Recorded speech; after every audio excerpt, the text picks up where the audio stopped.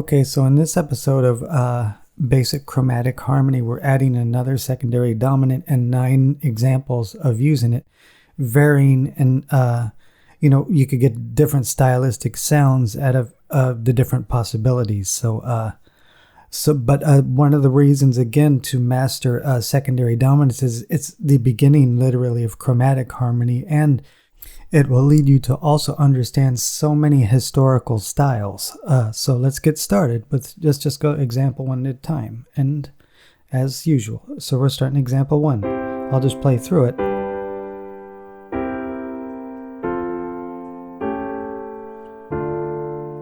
Remember, we covered the other secondary dominants so far that I've put in here. So now, again, as I always state, make these things musical. So that's what we're doing. I'll just improvise this in.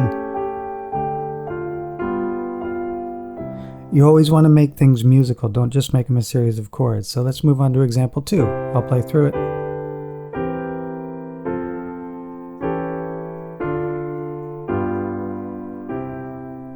So of course we want to make it musical, so I'll just improvise something in real quick.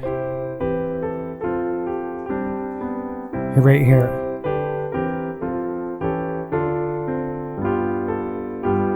And then break away from it.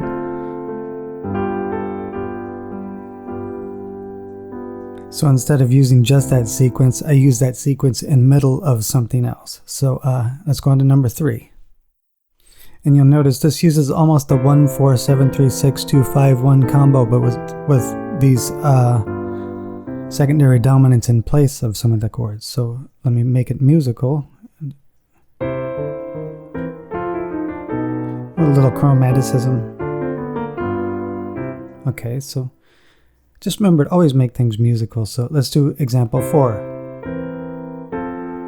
And now we produce a little harmonic sequence. So I'll turn this into a little musical phrase. Do something like this.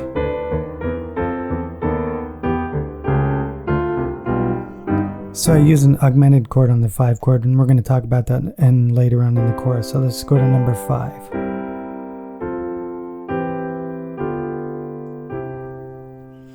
So it just kind of sounds like an ending. It's just another. So let's just make it the end of something. Okay. So there we go. Let's go on to number 6.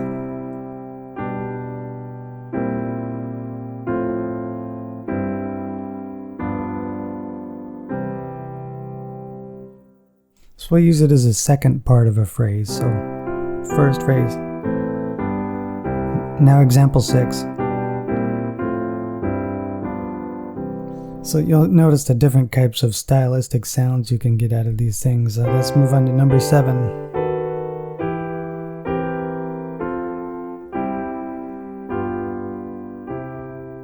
Remember, you could just use chord tones in these things, and if you just have some kind of rhythmic aspect to it that just makes sense, and timing, it'll still work. So like that. So intentionally no non-chord tones. So just to do something different. So now this one's going to sound a little bit different with these major 7ths.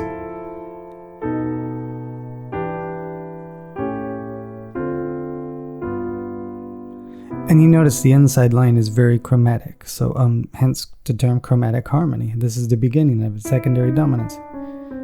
Now we could do an interesting thing like holding tones and walking chromatically through certain parts. So totally different feel from when we first started. So example 9 is very similar to 8.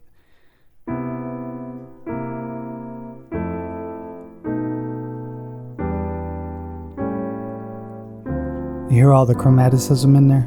So musically, we can hold common tones and add some chromaticism as well in other lines, like that. So you got very highly chromatic lines now, and especially when you use chromatic passing tones. So now example 8 and 9 can be combined, and I'll show you how. 8.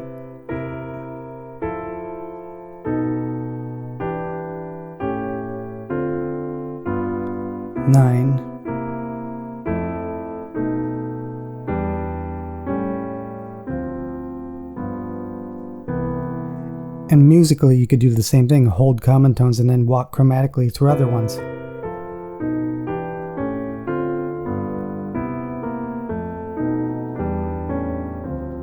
Kind of a cool effect. So there's 9 examples using the 5 of 4. You're also getting, like I said, your basis for chromatic harmony of all these tonicization style chords that we're going to use throughout this entire course.